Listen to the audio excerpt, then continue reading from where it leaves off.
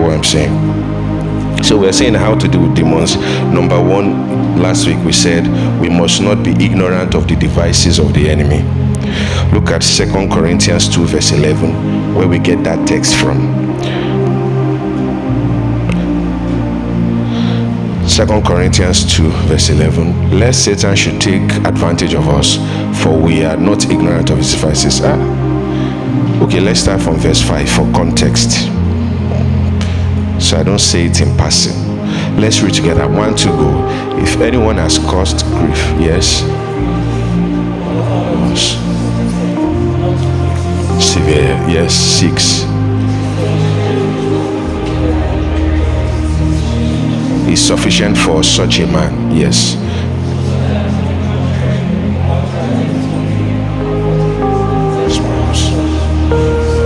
With too much sorrow, yes. Therefore I urge you to reaffirm your love to him, yes.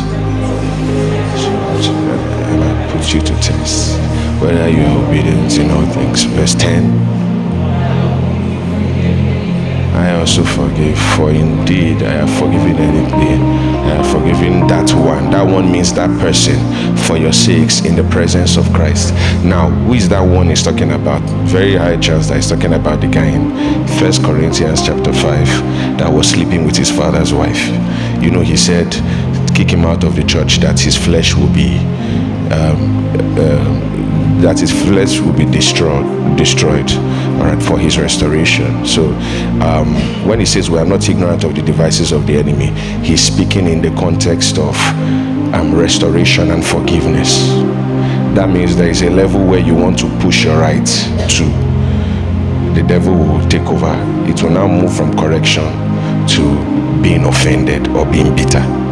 Then he says we are not ignorant of the devices of the enemy. So what that means is that the devil exploits extremes. Are you here? The devil does what? And a lot of people get to the extreme because of ignorance. Ignorance is such a powerful thing.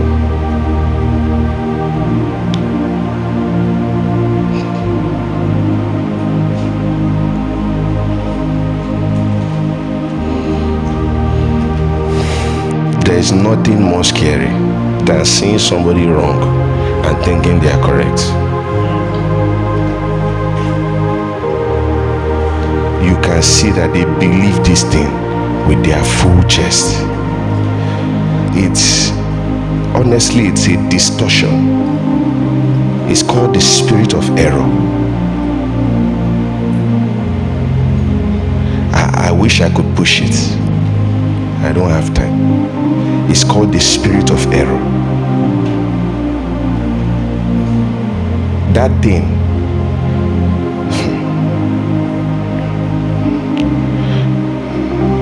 when you read the book of Acts and you see the conversation about Apollos,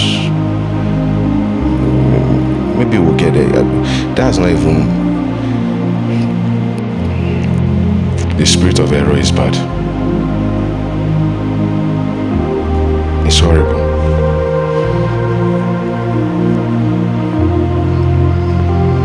I wanted to tell a story, but no more stories.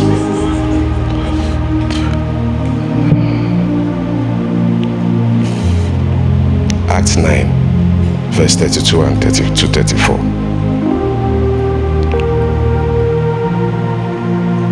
The devil exploits people based on ignorance. Acts 9, 32, 34. Now it came to pass as Peter, I want you to see, I'm making you read 32 so you see the context of who the person is. Let's read it in concert. 1, 2, go. Now it came to pass as Peter went through all parts of this country. Okay. So the context is saints, that's believers. Okay, look at verse 30. Okay, 33. There he found a man, yes, Aeneas. So is this man a Christian? Is he a saint? Yes. Who had been bedridden for 8 years. Yes. And Peter said to him, Aeneas, Jesus the Christ heals you. KJV says, Aeneas, Christ makes thee well. Christ makes thee well. rise and make your bed. Look at it, and it says, and he arose immediately.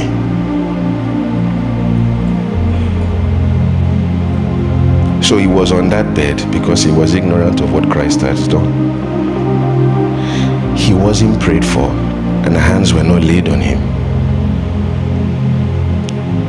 He was just brought to light. You are not supposed to be here. Christ makes thee well. Christ heals thee.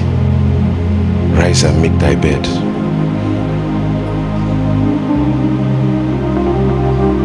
This thing I'm talking about is what made Elisha die with power. He got an anointing from Elijah, a double portion anointing. Remember, I hope you know that when Elijah told him that if you can see me, you receive a double portion, he was saying that if you can see me, the Lord will give you your request. Elijah didn't have double portion. If he had double portion, it's not hard to understand.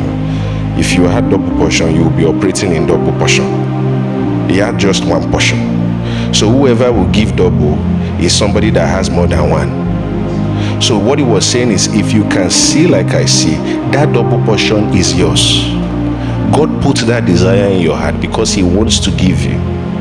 But I have to be the premise.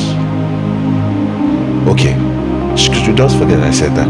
So he got an impartation from Elijah. The person he got the impartation from ascended to heaven right before him. Are you here? And then he died of what? Sickness.